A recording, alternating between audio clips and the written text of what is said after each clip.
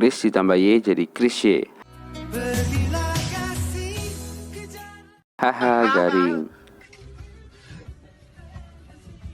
Oke, selamat datang di Curious Po, konten yang menjawab rasa penasaranku tentang berbagai hal sampai membuat aku overthinking. Buat para sepuh, tolong koreksinya kalau ada kesalahan. Dan bagi yang belum paham, mari sama-sama belajar. Langsung aja, belakangan ini muncul di beranda media sosialku seputar Chris. Cuma saat itu belum ngeh membahas tentang apa. Sampai pas scroll TikTok muncul video dari Postman Mardi Guwawi.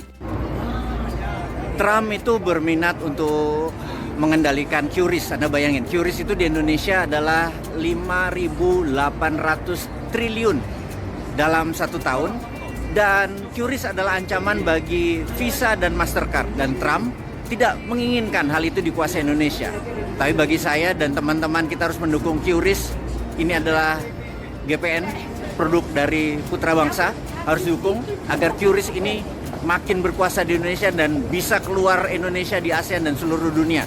Akan menjadi saingannya Visa dan Mastercard. Dan untuk itu, Trump menginginkan kita untuk menghentikan QRIS, tapi kita harus melawannya. Bagaimana menurut sahabat?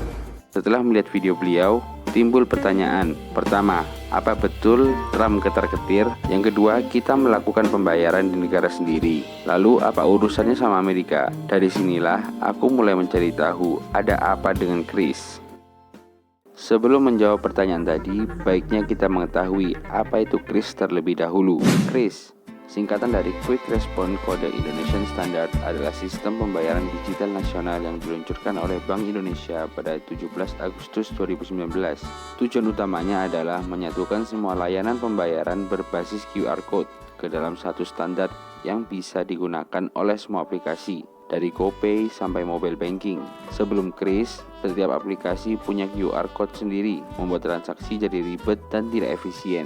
Kehadiran Chris menyederhanakan semua itu dan membuka jalan bagi UMKM untuk masuk ke sistem keuangan digital tanpa perlu alat mahal. Chris sendiri merupakan kelanjutan dari proyek besar bernama GPN, Gerbang Pembayaran Nasional, yang lebih dulu diluncurkan pada 2017. Kalau GPN fokus menyatukan sistem transaksi berbasis kartu di dalam negeri agar tidak bergantung pada jaringan luar seperti Visa dan Mastercard. Kemudian diresmikanlah Chris tahun 2019 yang mengambil peran di dunia pembayaran QR Code. Keduanya menjadi fondasi penting menuju kemandirian sistem pembayaran nasional. Yang membuat Chris istimewa adalah visinya ke depan. Saat ini Chris sedang dikembangkan untuk bisa dipakai lintas negara, dimulai dengan kerjasama antar Indonesia dan Thailand, lalu meluas ke Malaysia, Singapura, dan Filipina. Ini memungkinkan warga Indonesia untuk bertransaksi di luar negeri cukup dengan Chris, tanpa perlu kartu asing atau tukar uang tunai. Dengan langkah ini, Indonesia bukan hanya membangun sistem pembayaran yang praktis, tapi juga menunjukkan kepada dunia bahwa negara berkembang bisa punya sistem keuangan digital yang kuat, efisien, dan mandiri. Menjawab pertanyaan tadi, jadi banyak yang mengira bahwa Donald Trump secara langsung mengomentari Chris dan merasa gelisah karenanya. Tapi sebenarnya itu tidak benar. Bukan Trump yang berbicara soal Chris, melainkan USTR, singkatan dari United States Trade Representative, yaitu lembaga resmi Amerika Serikat yang mengurus soal perdagangan internasional. Dalam laporan tahunan mereka, USTR sempat menyinggung kebijakan pembayaran digital di Indonesia, termasuk Chris, sebagai sesuatu yang berpotensi diskriminatif terhadap perusahaan asing. Namun, itu adalah laporan teknis dari lembaga pemerintahan, bukan komentar pribadi dari Trump. Jadi penting dipahami, kekhawatiran Amerika soal Chris datang dari analisis perdagangan, bukan dari pernyataan langsung Donald Trump. Why? Why? Pertanyaan selanjutnya, kenapa kok Amerika ngatur banget transaksi kita?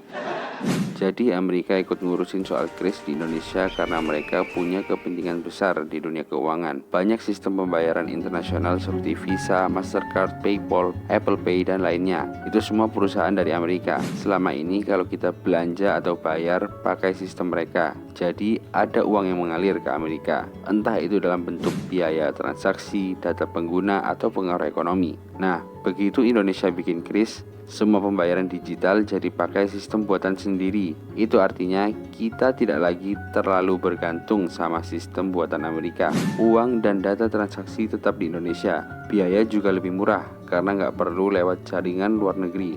Bagi Amerika, ini jadi masalah. Karena kalau banyak negara mulai meniru langkah Indonesia, bikin sistem pembayaran sendiri dan nggak pakai Visa atau Mastercard lagi, maka Amerika bisa kehilangan pengaruh dan keuntungan besar dari sektor ini. Itulah kenapa lewat lembaga seperti USTR, Amerika mulai angkat suara. Mereka khawatir perusahaan Amerika bakal sulit masuk atau bersaing kalau semua negara bikin sistem lokal kayak kris. Oke, sekarang kita masuk ke kesimpulan. Jadi Amerika lewat kantor perwakilan dagangnya, USTR resmi menyampaikan keluhan soal kris dan sistem GPN ke dunia internasional. Katanya begini kira-kira, kami perusahaan asing seperti Visa dan Mastercard tidak diajak diskusi terkait sistem pembayaran nasional di Indonesia. Setidaknya ngobrol lah biar aku, Amerika, bisa memberikan pandangan. Mereka ngerasa kok nggak diajak, padahal ini sistem buat kepentingan dalam negeri untuk memperkuat ekonomi lokal, biar uang dan data transaksi nggak terus-terusan mengalir ke luar negeri. Masalahnya, kris dan GPN memang mengurangi ketergantungan Indonesia terhadap jaringan internasional yang selama ini dikuasai Visa dan Mastercard. Artinya, pendapatan mereka dari transaksi di Indonesia bisa turun drastis. Nah, itulah kenapa Amerika ribut. Mereka takut kehilangan kontrol. Dan sekarang, Visa dan Mastercard tetap boleh ikut, asal ikut aturan mainnya, bukan jadi penguasa tunggal kayak dulu lagi. Jadi ini bukan sekedar QR code, ini soal siapa yang pegang kendali, ekonomi lokal atau raksasa global. Terima kasih sudah menonton, sampai jumpa di video berikutnya.